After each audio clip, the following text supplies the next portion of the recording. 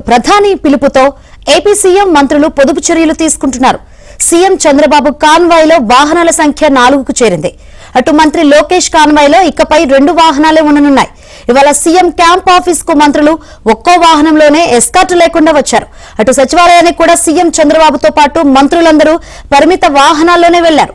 ప్రధాని సూచనలు పాటిద్దామన్న సీఎం చంద్రబాబు పిలుపుతో మంత్రులు తమ కాన్వాయ్లో వాహనాలను తగ్గించుకున్నారు.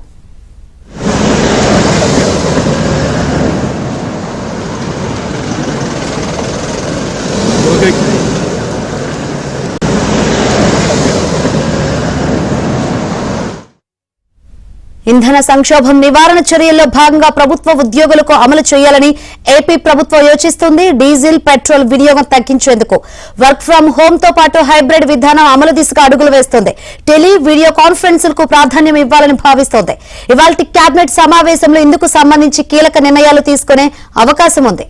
ఒక ఎస్కాట్ వాహనం గతంలో 7 వాహనాలు ఉండి ఇప్పుడు 3.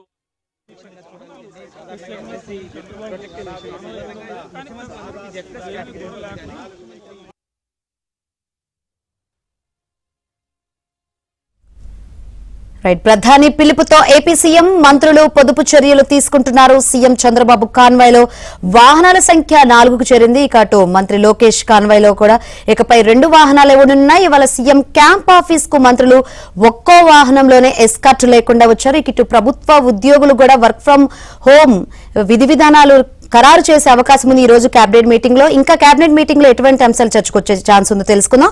మరిన్ని వివరాలు అందించేందుకు మా ప్రతినిధి సత్య లైవ్ ద్వారా సిద్ధంగా ఉన్నారు. సత్య, ఏపీ ప్రభుత్వం ప్రధాని పిలుపు మేరకు పొదుపు చర్యలు తీసుకోవాలని నిర్ణయించుకుంది. ముఖ్యంగా ఇంధన సంక్షోభం భవిష్యత్తులో రానున్న నేపథ్యంలో వచ్చే అవకాశం ఉందని భావిస్తున్న తరుణంలో ఇంధనాన్ని పొదుపు చేసేందుకు ప్రజలందరికీ ఆదర్శంగా నిలవాలని ఏపీ ప్రభుత్వం నిర్ణయించుకుంది. దానిలో భాగంగా ముఖ్యమంత్రి కూడా తన వాహన శ్రేణిలో గతంలో 11 వాహనాలు అంటే 9 కాన్వాయ్ వాహనాలు, 2 సీఎంఓ అధికారులు 2 వాహనాల్లో వచ్చేవారు. మొత్తం 11 వాహనాలు ఉండేవి. 11 వాహనాలను తగ్గించుకుని కేవలం 4 వాహనాల్లోనే సచివాలయానికి కొద్దిసేపు క్రితం చేరుకోవడం జరిగింది. అదేవిధంగా మంత్రి నారా లోకేష్ కూడా గతంలో 4 వాహనాలు ఉండే తన వాహన శ్రేణిలో దాన్ని 50% తగ్గించి అంటే కేవలం 2 వాహనాలు మాత్రమే ఆయన ఉపయోగించారు. అదేవిధంగా డిప్యూటీ సీఎం పవన్ కళ్యాణ్ కూడా 7 నుంచి 8 వాహనాలు ఉపయోగించేవారు ఇంతకుముందు. దాన్ని కూడా 4 వాహనాలకి కుదించిన పరిస్థితి అయితే ఉంది.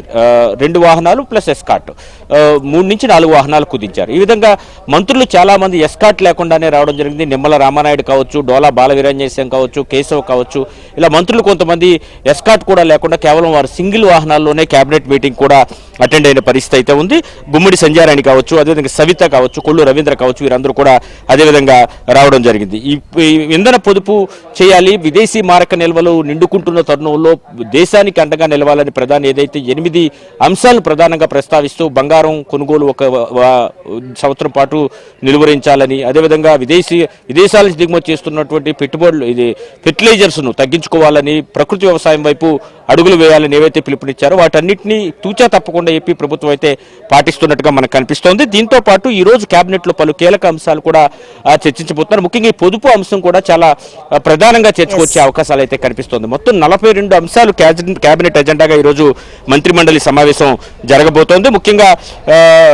ముఖ్యంగా తీసుకుంటే కనుక మొత్తం ఎస్ఐపిబిలో ఏవైతే నిర్ణయాలు తీసుకున్నారో, రాష్ట్ర స్థాయి పెట్టుబడుల సదస్సులో ఏవైతే నిర్ణయాలు తీసుకున్నారో వాటికి సంబంధించి 2 లక్షల కోట్ల పెట్టుబడులు 25 ప్రాజెక్టులకు ఈ రోజు కేబినెట్ లో ఆమోద ముద్ర వేయబోతున్నారు. వీటికి సంబంధించి లక్షలాది ఉద్యోగాలు కూడా కల్పించే అంశంపైన ప్రధానంగా చర్చించారు. దీంతో పాటు పలు ప్రభుత్వ, ప్రైవేటు సంస్థలకు భూములు కేటాయింపు పైన కూడా ఈ రోజు కేబినెట్ లో కీలక నిర్ణయాలు అయితే తీసుకోబోతున్నారు. రైట్, థాంక్యూ సత్య.